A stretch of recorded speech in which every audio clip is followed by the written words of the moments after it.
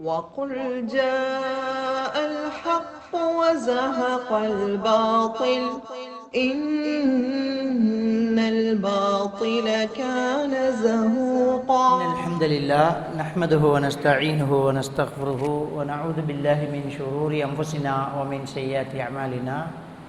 من يهده الله فلا مضل له ومن يضلله فلا هادي له. وأشهد أن لا إله إلا الله وحده لا شريك له وأشهد أن محمدا عبده ورسوله.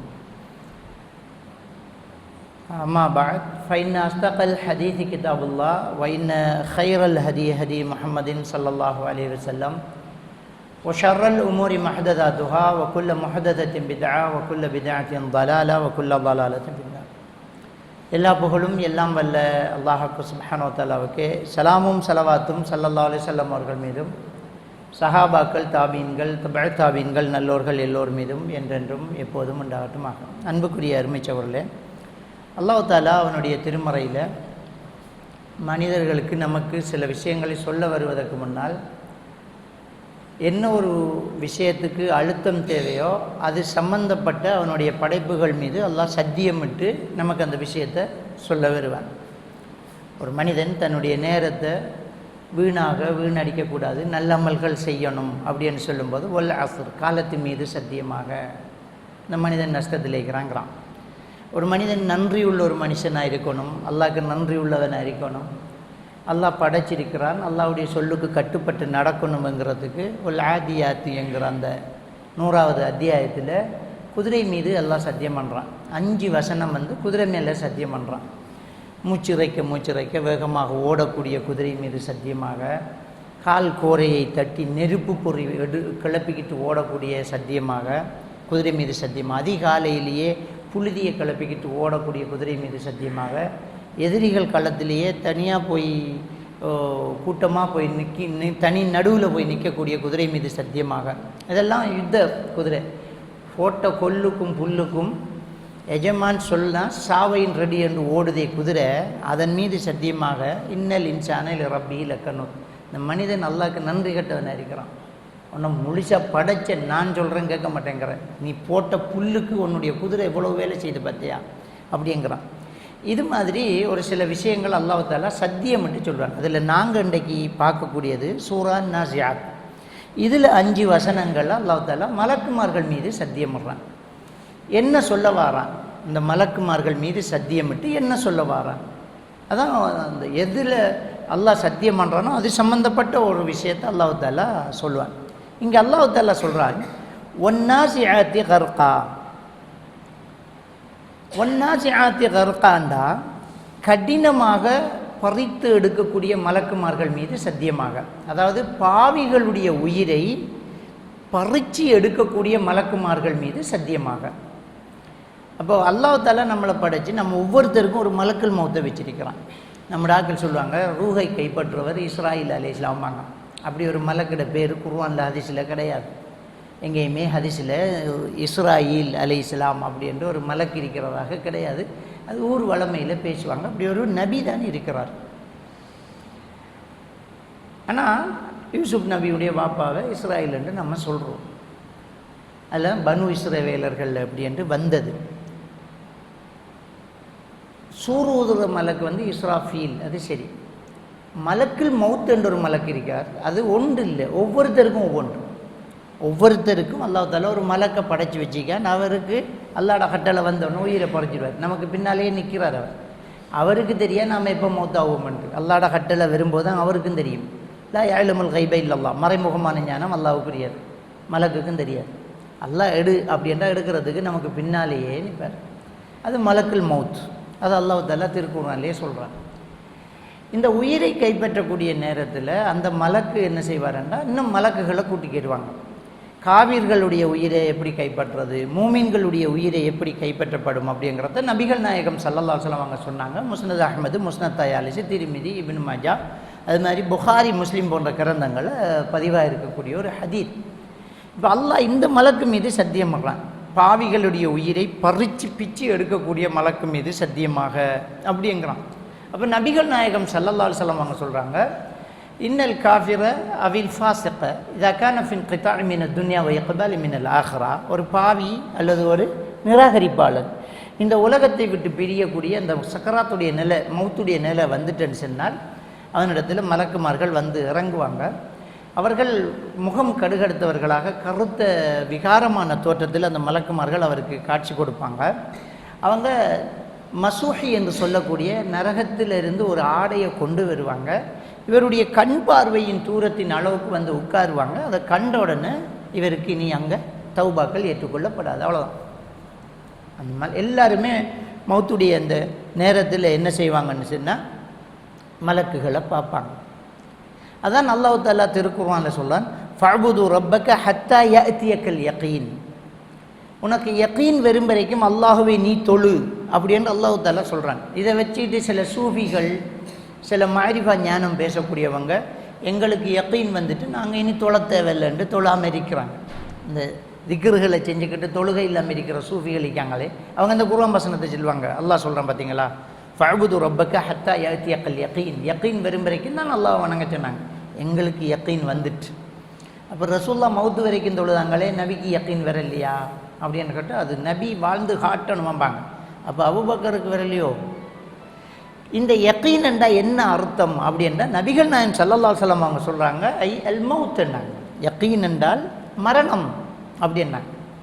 ஏன் அந்த மரணத்துக்கு யகீனுங்கிற விஷயம் வருது? அல்லாஹ் குர்ஆனில் யகீனுங்கிறத ரசூலுல்லாஹ் மரணம்ங்கிறாங்க. யகீன் என்றால் ஈமான், யகீன் ரெண்டும் அரபி சொல்லிட்டேன். ஈமான் என்றாலும் நம்பிக்கை தான், யகீன் என்றாலும் நம்பிக்கை தான். ஈமான்ங்கிறது காணாமல் நம்புறது. விளங்கிட்டா? ஆறு வாப்பா ஒரு நம்பிக்கை, உம்மா சொல்கிறாங்க வேதான் பாப்பா. யகீனுங்கிறது கண்டு நம்புறது. இதுதான் உம்மா, அவட வகுத்துக்கு இருந்த பந்து, அது கண்ணால் கண்டது. உம்மா யகீன், பாப்பா ஈமான். உதாரணத்துக்கு நான் சொல்கிறேன்.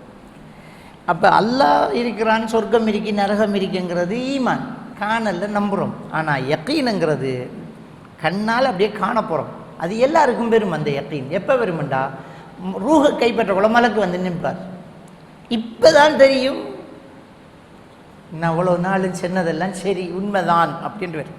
அப்போ அந்த யகீனுங்கிறது மலக்கை காண்றது. அது எல்லாருக்குமே என்ன செய்யும், அந்த இடம் கிடைக்கும். எல்லாருமே பார்ப்பாங்க. அது காவிராக இருந்தாலும், மூமினாக இருந்தாலும், நல்லவராக இருந்தாலும், கெட்டவராக இருந்தாலும், அவர் இதுக்கு ஏற்ப அவர் என்ன செய்வார், மலக்கை என்ன செய்ய போகிறார், காண போகிறார். அப்படிங்கிற விஷயத்தை நாம் தெளிவாக என்ன செய்யணும், புரிஞ்சு கொள்ளணும்.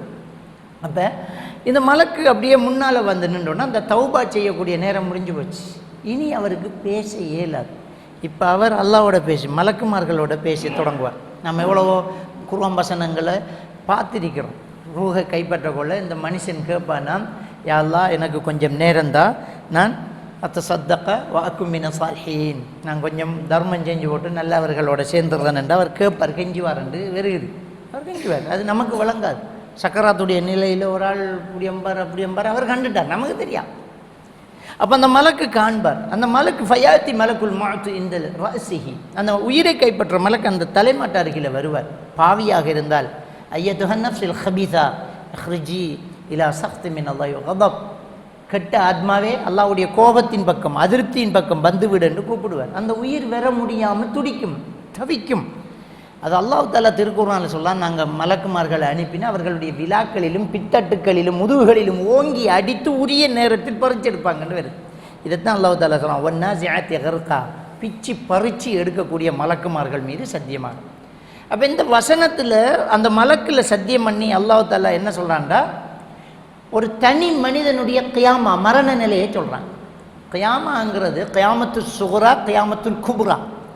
கியாமத்துல் குப்ராங்கிறது என்னண்டா, ஒட்டுமொத்த மனித சமுதாயம் அந்த சூறு ஊதப்பட்டு மொத்தமாக மரணிக்கிறது கியாமத்துல் குப்ரா. அப்போ மலைகள் பஞ்சு பஞ்சாக பறக்கும், கடல்கள் தீமூட்டம் பிடிச்சி எரியும், அல்லோல கல்லோலப்பட்டு மனுஷன் நிற்பான், விலங்குகள் எல்லாம் ஊருக்குள்ளே வந்துடும்.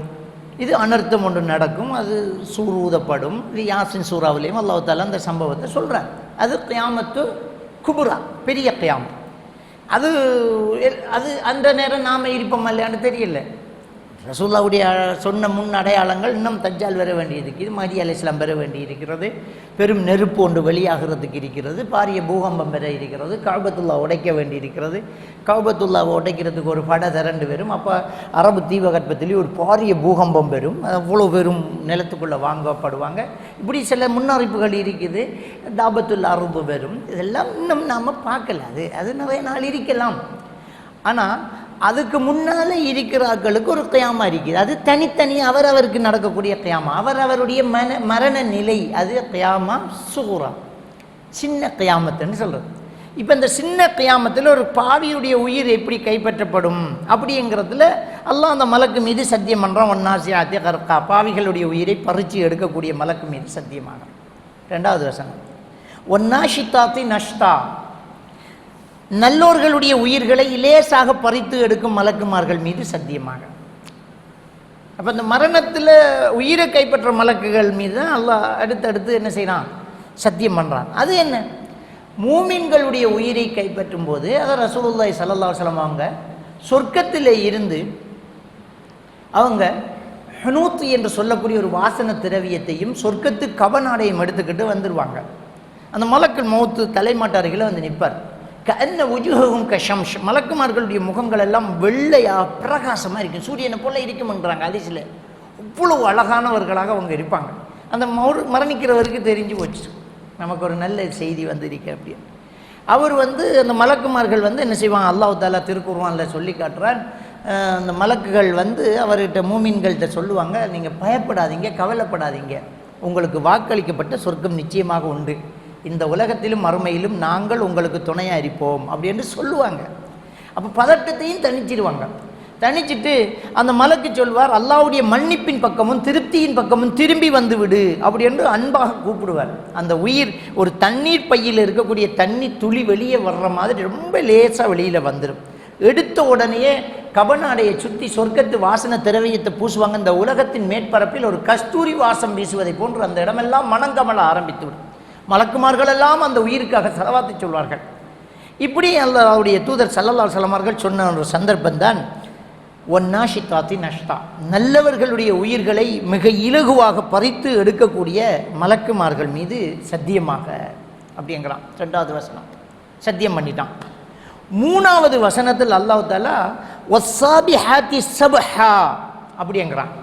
நீந்துதலாக நீந்தி போகக்கூடிய மலக்குமார்கள் மீது சத்தியமாக. அப்போ இந்த உயிரை கைப்பற்றி எடுத்துக்கிட்டு வானத்தை நோக்கி அப்படியே போகக்கூடிய மலக்குமார்கள் மீது சத்தியமாக. அதை நபிகள் நாயகம் ஸல்லல்லாஹு அலைஹி வஸல்லம் அவங்க சொல்கிறாங்க, அந்த உயிரை பறித்து எடுத்த உடனேயே அந்த சொர்க்கத்து கபநாடையில் சுற்றினா அந்த இடமெல்லாம் மணங்கமல் ஆரம்பித்து விடும். எல்லா மலக்குமார்களும் சலாம் சொல்வார்கள், அந்த உயிருக்காக பிரார்த்தனை செய்வார்கள். வானத்தின் காவலாளிகளாக இருக்கக்கூடிய மலக்குமார்களெல்லாம் அல்லாஹ்விடத்தில் பிரார்த்தனை செய்வார்கள், யா அல்லாஹ், உலகத்தில் ஒரு நல்ல மனிதனுடைய உயிர் கைப்பற்றப்பட்டிருக்கிறது, அது என் வாசல் வழியாக வரட்டுமே யா அல்லாஹ் என்று அவரெல்லாம் துஆ கேட்பார். அந்த உயிரை எடுத்துக்கிட்டு அப்படியே நீந்தி போவார்கள், சுமந்துக்கிட்டு போவாங்க. நான் என்று சுமந்துக்கிட்டு போவாங்க. பாவியாக இருந்தால் மலக்குமார்கள் எல்லாம் சாபமிடுவார்கள், நான் தொடமாட்டேன் என்று தள்ளி நிற்பாங்க. வானத்தின் காவலாளிகள் எல்லாம் அல்லாஹ் என் வாசல் வழியே வர வேண்டாம் அப்படி என்பாங்க. அந்த உயிரை அப்படியே கொண்டு போவோம். அந்த உயிரை என்ன செய்வாங்க, கொண்டு போவாங்க, வானத்தை நோக்கி கொண்டு போகப்படும். அல்லாஹ் தஆலா தொழுகையை மிஅராஜ் மூலமாக நமக்கு தந்தான். 7 வானம் தாண்டி ரசூலுல்லாஹி ஸல்லல்லாஹு அலைஹி வஸல்லம் அவர்கள் போய் பெற்று வந்த தொழுகை. இந்த தொழுகையை தொழுத ஒவ்வொரு மனிதனுடைய உயிரும் மிஅராஜ் போகும். அல்லாஹ்வுடைய தூதர் ஸல்லல்லாஹு அலைஹி வஸல்லம் சொன்னாங்க, இந்த உயிரை கைப்பற்றி எடுத்துக்கிட்டு மலக்குமார்கள் 1வது வானத்துக்கு போய், 2வது வானத்துக்கு போய், 3வது வானத்துக்கு போய் 7 வானம் தாண்டி இந்த உயிரை கொண்டு போவாங்க அப்படின்னு ஸல்லல்லாஹு அலைஹி வஸல்லம் அவர்கள் சொல்கிறாங்க. இந்த உயிரை கொண்டு போன உடனே அல்லாஹ் தஆலா சொல்வான், உக்துபு கிதாப அப்தி ஃபி இல்லீன். இல்லியூன் என்கிற அந்த சொர்க்கவாதிகளுடைய பெயர் பட்டியல் எழுதக்கூடிய ஏட்டிலே என்னுடைய அடியானுடைய பெயரை பதிவு செய்து விடுங்கள் அப்படின்னு அல்லாஹ் தஆலா சொல்லுவான். சுப்ஹானல்லாஹ், அந்த உயிர் பதிவு செய்யப்பட்டு விடும். அல்லாஹ் தஆலா சொல்லுவான், அந்த மனுஷனுக்கு நான் வாக்களித்திருக்கிறேன், மண்ணிலிருந்தே உங்களை படைத்து இந்த மண்ணிலே உங்களை அடக்கம் செய்து மறுபடி இந்த மண்ணிலிருந்தே உங்களை மீட்டெடுப்பேன் என்று நான் வாக்களித்திருக்கிறேன். அவருக்குரிய அந்த கபூரில் அவருடைய உடம்புக்கு இந்த உயிரை திருப்பி அனுப்பிவிடுங்கள் என்று அல்லாஹ் தஆலா சொல்வான். ஃபத்துஆது ரூஹுஹு இலா ஜஸதிஹி, அவருக்கென்று சித்தப்படுத்திய அந்த உடம்புக்கு அந்த உயிர் திருப்பி அனுப்பப்படும் அப்படின்னு ஸல்லல்லாஹு அலைஹி வஸல்லம் சொல்கிறாங்க. இந்த உடம்பில்லை நாம் ஆலமுல் அர்வாஹில் இருந்தோம்.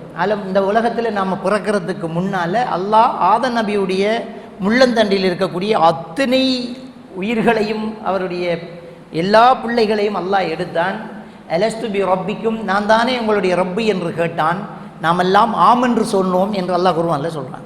அப்போ நாம் ஒரு உலகத்தில் இருந்திருக்கோம், நமக்கு ஞாபகம் இல்லை. அப்போ நாம் வாக்கு கொடுத்துட்டோம். இந்த உலகத்தில் பிறக்கிற எல்லாருமே அல்லாஹ் கிட்ட ஆலமுல் அர்வாஹில் வச்சு வாக்கு கொடுத்துட்டு நீ தான் ரப்பு. இங்கே வந்து தான் வேறத்தை வணங்கிட்டு இருக்கிறான், கொடி மரத்தையும் கபூர்வையும் வணங்கிக்கிட்டு இருக்கிறான். அங்கே வச்சு அல்லாஹ்னு சொல்லிட்டேன், நாம் வணங்கிட்டேன். அப்போ நாங்கள் ரெண்டாவது இந்த உலகத்தில் வந்திக்கோம். இது ஆலமு துன்யா, இந்த உலகத்துக்கு இந்த உடம்பு கிடைச்சிருக்குது. அடுத்தது ஆலமுல் பர்சக். ஆலமுல் பர்சக் என்றால் கபருடைய வாழ்க்கை. சூரத்துல் மூமினூன் 100வது வசனத்தில் அல்லாஹ் தஆலா சொல்ல பைனஹுமா பர்சகுன் இலா யௌமி யுபஅஸூன். இந்த உலகத்தில் இருக்கக்கூடியவர்கள் கியாமத் நாள் வரை சந்திக்காத ஒரு திரையுலக வாழ்க்கையிலே அவர்கள் இருக்கிறார்கள் என்றால் ஆலமுல் பர்சக். பர்சக்ங்கிறது திரை, அந்த கபருடைய வாழ்க்கை. அது எங்கே அப்படின்னா ஸல்லல்லாஹு அலைஹி வஸல்லம் சொல்றாங்க ஃபில் அர்தி சுஃப்லா, இந்த உலகத்தின் கீழ்ப்பாகத்தில்ங்கிறாங்க. அது கியாமத் நாள் வரைக்கும் இந்த மனுஷன் கண்டுபிடிக்க முடியாத ஒரு இடம், அங்கே போக முடியாது. அந்த உலகத்தில் தான் இருக்குது, இந்த மண்ணில் தான் இருக்குது. அப்போ அவருக்குரிய உடம்பு இருக்கும். இந்த கொரோனா வந்துச்சு, எத்தனையோ பேரை எரிச்சு போட்டாங்க. அப்போ அவருடைய உயிர் எங்கே கொடுக்கப்படுது? எரிச்ச உடம்புக்கு. அவர் இந்த உடம்புல நம்ம வாழ்ந்துக்கிட்டு இருக்கக்குள்ள ஒரு நாள் காலை கலட்டுவான், இன்னொரு நாள் கையை கலட்டுவான்.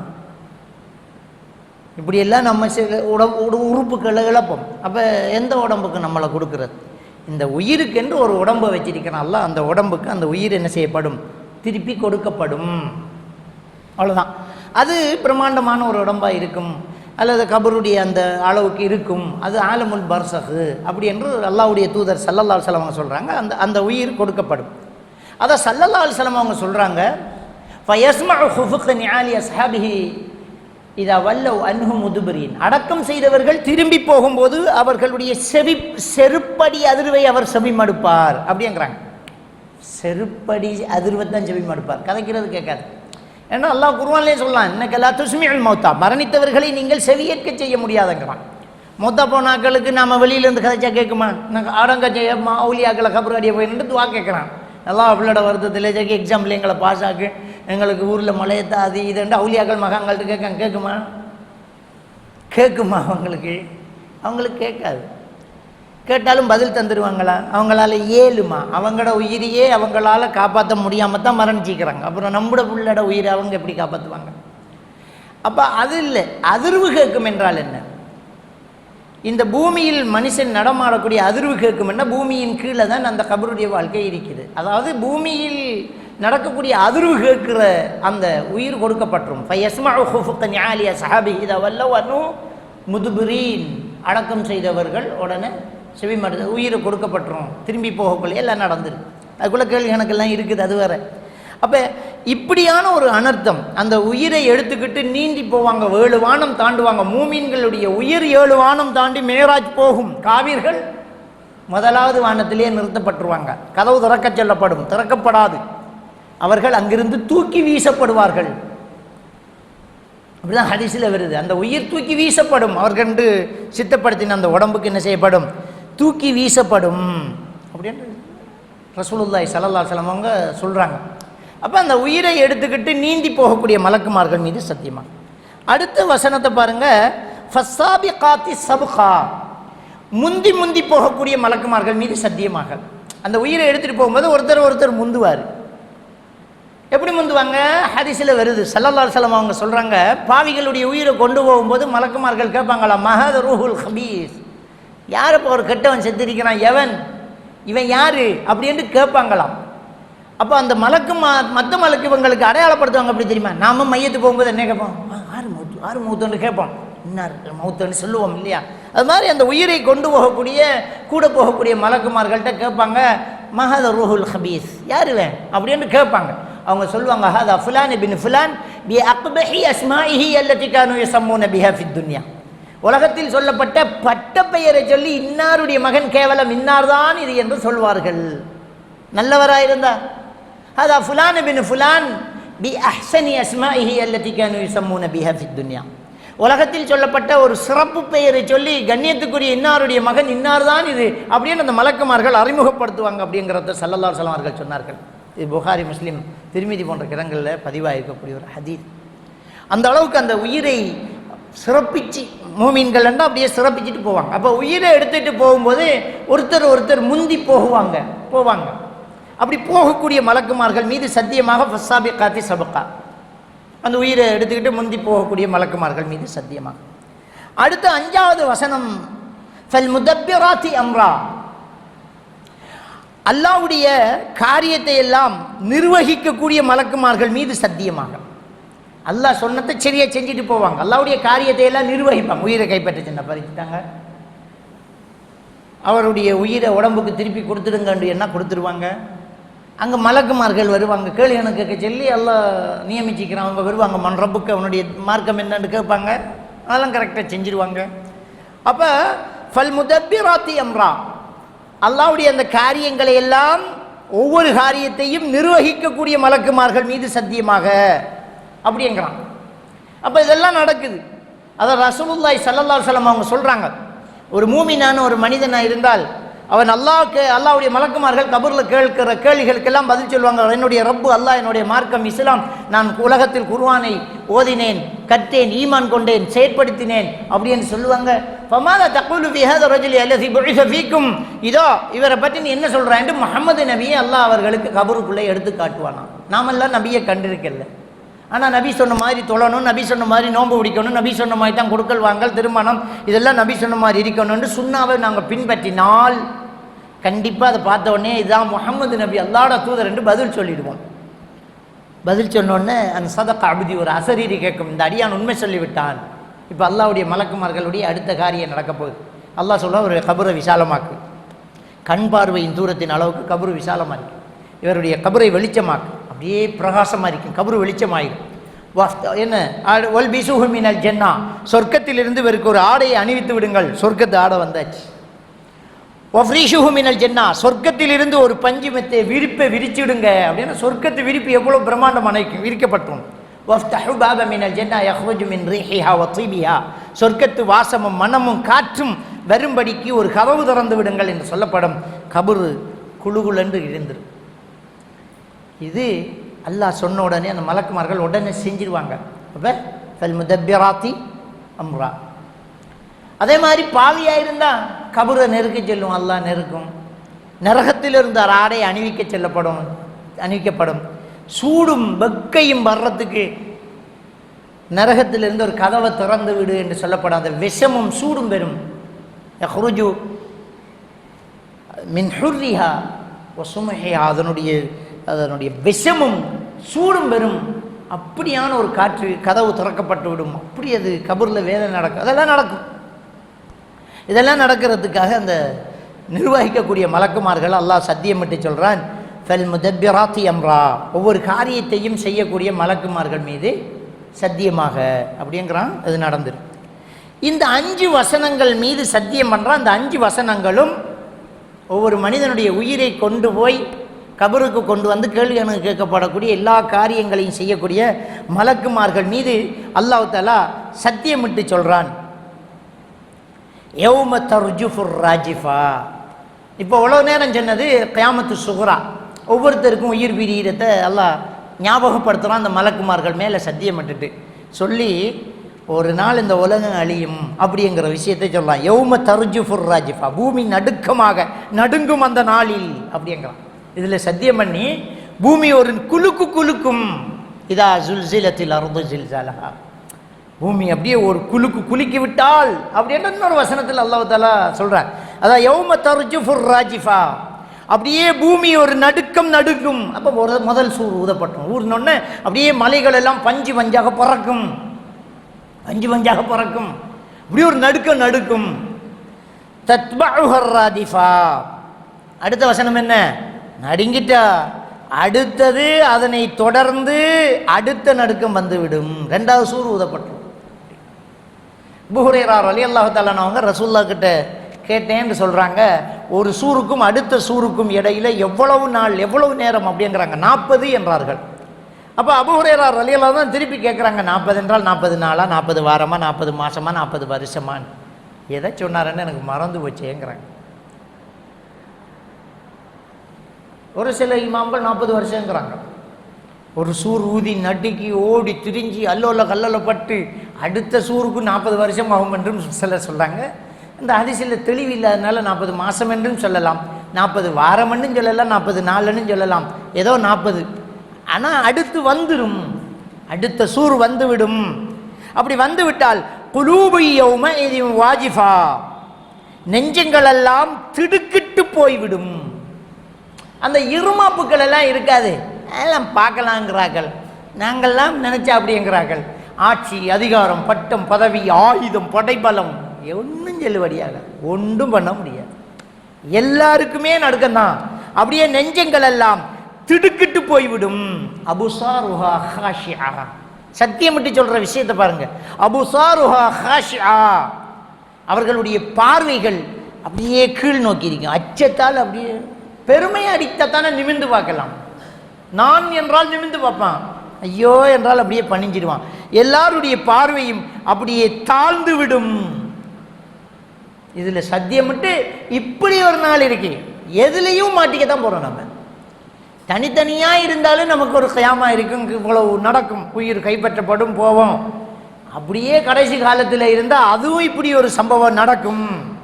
அப்ப என்ன நடக்கும்ங்கிறத அடுத்த 10வது வசனத்தில் அல்லாஹ் தஆலா சொல்றான். யகூலூன இன்னா லமர்தூதுன ஃபில் ஹாஃபிரா, அவங்க என்ன சொல்லுவாங்கண்டா, நிச்சயமாக கபறுகளில் இருந்து நாம திருப்ப எழுப்பப்படுவோமா?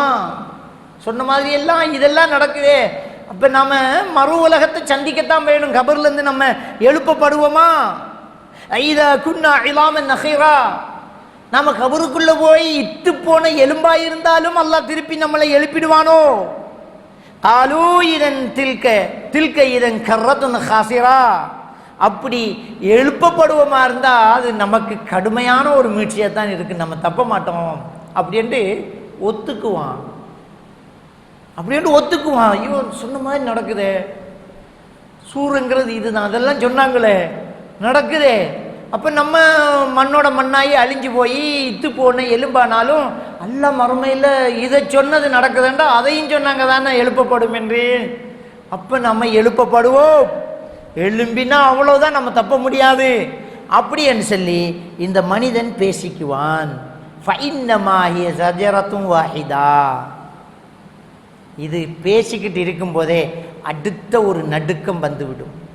ஃபைன்னமாஹிய ஸஜரத்துன் வாஹிதா, அது நிச்சயமாக ஒரே ஒரு பயங்கர சத்தமாக இருக்கும் என்கிறான் அல்லாஹ். அடுத்த சத்தம், அவ்வளவுதான், முடிஞ்சு போச்சு. 2வது சூர் எல்லாரும் பேத்துருவாங்க. 3வது சூரில் அல்லாஹ் தஆலா எழுப்புவான். ஃபைதாஹும் பிஸ்ஸாஹிரா, எழுப்பின உடனே அவர்களெல்லாம் ஒரு திறந்த வெளியில் திடலில் அப்படியே சேர்ந்து நிற்பார்கள். இந்த 3வது சூர் ஊதின உடனே இந்த பூமியை எல்லாம் அப்படியே தரமட்டம் ஆக்கிடுவான். எல்லா உலக மனிதர்கள்லாம் ஆத நபியிலேருந்து கடைசி வாழ் வரைக்கும் எல்லாரும் எழும்பி நிற்பாங்க.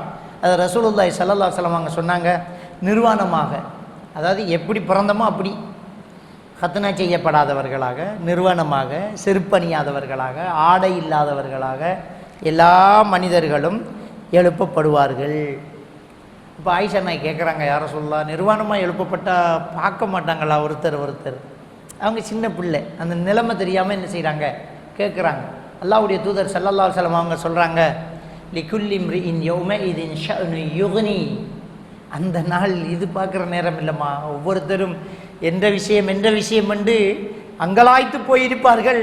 இந்நாள் நாம் நிர்வாணமாக நிற்கிறோமே, இதெல்லாம் நினைப்பே வராது, பார்க்க மாட்டாங்க. பார்க்குறதுக்கு ஒரு மனுஷனுக்கு மனசு வராது, அவன் பதட்டத்தில் இருக்கிறான், அதை எங்கே பார்க்க போகிறான்? நெருப்பு பிடிக்கிறதுனா உடுப்பை கலட்டி எறிகிறது பெரிய விஷயமா? இப்போ ஐயோ ஆட்கள் பார்த்துருவாங்களோட செத்துருவானா, என்ன நடந்தாலும் தப்பிடுவோன்னு பாய்வோம் இல்லை, அதை விட அனர்த்தம் அது. அப்படியே நிற்பார்கள். அப்படிங்கிற ஒரு நிலைமை அல்லாஹ்வுடைய தூதர் ஸல்லல்லாஹு அலைஹி வஸல்லம் அவங்க சொல்கிறாங்க, முதலில் எனக்கு ஆடை வழங்கப்படும், நான் எழுந்து கண் விழிப்பேன். இப்ராஹிம் நபி ஆடை உடுத்து கொண்டு நிற்பார்கள். ஒரு ஹதீஸில் வருது எனக்கு முதல் வந்துச்சு, அவருக்கு முதல் வந்துச்சான்னு எனக்கு தெரியலைங்கிறாங்க. இன்னொரு ஹதீஸில் எனக்கு முதல் ஆடை வழங்கப்படும்னு வருது. அப்போ அவங்களுக்கு தான் ஆடை வழங்கப்படும் முதல் அல்லாஹ்வுடைய தூதருக்கும் இப்ராஹிம் நபிக்கும். மற்றவங்கெல்லாம் அப்படியே நிற்பாங்க, கையை கடிச்சிக்குவாங்க, அல்லோல கல்லோல பட்டு ஓடி திரிவாங்க. இப்போ அடுத்தது கேள்வி கணக்குக்குரியது ஓடி திரிவாங்க. ஒவ்வொரு நபிமார்களாக ஓடுவாங்க, கேள்வி கணக்கு ஆரம்பிக்க சொல்லி. ஏன்னா அந்த அனர்த்தம் தாங்க முடியலை, சூரியன் பக்கத்தில் கொண்டு வரப்படும். அப்போ அந்த நபிமார்கள் எல்லாம் ஐயோ நான் எப்படி கேட்பேன் அல்லாஹ் கிட்ட, ஒவ்வொருத்தரும் பிட்டுவாயிடுவாங்க. ஆத நபி நான் அந்த கனியை நெருங்கிட்டேனே, நான் எப்படி கேட்பேன். நூஹ் நபி என் பிள்ளைய ஈமான் கொள்ளாத நேரம் கூட என் பிள்ளை நீ வாக்களிச்சிட்டேன்னு அல்லாஹ் கிட்ட தவறுதெல்லாம் துவா கேட்டுட்டேனே. அதை சூரத் நூஹில் அல்லாஹ் தாலா சொல்கிறான். அவர் திருத்திக்கிறார், அதை சொல்லி அவர் தப்பிக்கிறார். எல்லாரும் இப்படி ஒவ்வொன்றா சொல்லிட்டு இருப்பாங்க. எந்த நபிமார்களாலும் அன்றைய நாளில் ஷஃபாத்து செய்ய முடியாமல் நிற்கும். அல்லாஹ்வுடைய தூதர் ஸல்லல்லாஹு அலைஹி வஸல்லம் அவர்கள் அதுக்கு தான் நான் இருக்கிறேன் வாங்கன்றுவாங்க. அவங்களுக்கு அல்லாஹ் அனுமதி கொடுக்கும் வரை ஷஃபாத்து செய்கிற சிபாரிசு செய்கிறதுக்கு அல்லாஹ் அனுமதிக்கணும். சிபாரிசு செய்கிறதுக்கு ஷஃபாத்து செய்கிறதுக்கு அல்லாஹ் அனுமதிச்சா தான் செய்ய முடியும். அதை நம்ம ஆயத்துல் குர்சிலேயே ஓதுறோம். இல்லா பிஇذنஹி, அல்லாஹ்வோட அனுமதி இல்லாமல் ஷஃபாத்து செய்ய முடியாதுங்கிறான் அல்லாஹ். வமா யஷ்ஃபஉ இன்தஹு இல்லா பிஇذنஹி.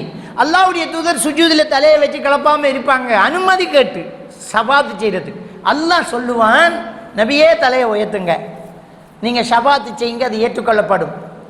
செல் துழ்த்த நீங்கள் பிரார்த்திங்க, அது கொடுக்கப்படும் என்று அல்லாஹ் அனுமதி கொடுப்பான். அது பிறகு கேட்பாங்க. இது இப்படி இருக்க இந்த தங்களுக்கு பையத்து செஞ்சவன் ஷேகுக்கு காலை பிடிச்சி விட்டவன் இல்லை என்ன சொல்கிறான்னா, அவங்கெல்லாம் மறுமையில் நமக்காக அல்லாஹ்கிட்ட வாதாடுவாங்களாம். இந்த அதிசை வெட்டி புதைக்கணும். புகாரியில் வர இந்த அதிசை நபிமார்களுக்கே இயலாது, அல்லாஹ்வோட தூதருக்கு அல்லாஹ் அனுமதி கொடுக்கும் வரைக்கும் முடியாது. இந்த ஷேகு இந்த எங்கேயோ ஒரு தொங்கலில் நிற்கிற தங்கள் இந்த மக்களுக்காக அல்லாஹ்விடத்துல ஷஃபாத்து செய்வாங்களாம். எப்படி போகுது கதைன்னு பாருங்க. ஒவ்வொருத்தரும் யா நப்சி என்று நிற்கிற நாள் அது. அப்போ அல்லாவை வணங்கினவன் தான் அல்லாஹ் கிட்ட பெற்றுக்கொள்ள முடியும். மனுஷனை வணங்கினவன், சேக வணங்கினவன், கபரை வணங்கினவன், கொடியேற்றிக்கு நின்றவன், இவங்கெல்லாம் வருவாங்களா?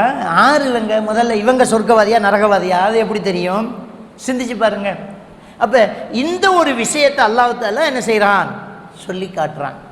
அப்போ இந்த சூரா நாசியாத்தில் 14வது வசனம் வரைக்கும் நம்ம பார்க்குறோம். அப்போ முதல் 5 வசனம் அல்லாஹ் சத்தியமிட்டு மலக்குமார்கள் மீது சத்தியமிட்டு உயிரை கைப்பற்ற மலக்குமார்கள் மீதே எல்லாத்தையும் சத்தியமிட்டுட்டு கியாமத்து நாள் ஒன்று வெறும் பாப்பா அப்படிங்கிற விஷயத்தை சொல்ல வரோம். அப்போ எதை சொல்கிறதுக்கு எதை கொண்டு வரோம் பாருங்க. கியாமத்து நாள் வெறும் என்று சொல்கிறதுக்கு ஒவ்வொரு மனிதனுடைய உயிரும் கைப்பற்றப்படுற விஷயத்தை ஞாபகப்படுத்தி அந்த மலக்குமார்கள் மீது சத்தியம் பண்ணிட்டு இந்த விஷயத்தை சொல்கிறான். இப்போ இந்த மரண சிந்தனை நம்ம எல்லாருக்குமே இருந்தால் இந்த உலகத்தில் நம்ம தௌபா செஞ்சு திருந்துறதுக்கு நமக்கு இது ஒரு வாய்ப்பாக போகும். நம்ம தௌபா செஞ்சு தேவையில்லாத விமர்சனங்கள், தேவையில்லாத பெருமை, தேவையில்லாத சொத்து குவிப்பு, தேவையில்லாத ஹராமான சொத்துக்கள் இதெல்லாம் நமக்கு தேவையில்லை. எப்போ இருந்து நம்ம மௌத்தாக போகிறோம் அல்லாஹ் கிட்ட கேள்வி எனக்கு பதில் சொல்லணும். சோம்பரித்தனம் பெறா, தொழுகை மிஸ் ஆகாது. அல்லாஹ் கேட்பான், நம்ம தொழுதி ஆகணும். எப்போ வேணுமென்றால் நம்முடைய உயிர் வரலாம், நம்முடைய கியாமத் நமக்கு எப்போ வேணுமென்றாலும் வரலாம். அதுக்கு எப்போவுமே நம்ம தயாராக இருக்கணும். அப்படிங்கிற ஒரு விஷயத்தை இந்த திருக்குர்ஆனுடைய இந்த வசனங்கள் நமக்கு ஞாபகப்படுத்துறது. அல்லாஹ் தஆலா என்னையும் உங்களையும் எந்த நேரம் மூமினாகவே வாழ்ந்து மூமினாகவே மரணித்து அல்லாஹ்வுடைய பாக்கியங்களை பெற்றுக்கொள்ளக்கூடியவர்களாக ஆக்கி அருள் புரிவானாக. வாஹிரு தஅவானா அனில் ஹம்துலில்லாஹி وزهق الباطل إن الباطل كان زهوقا.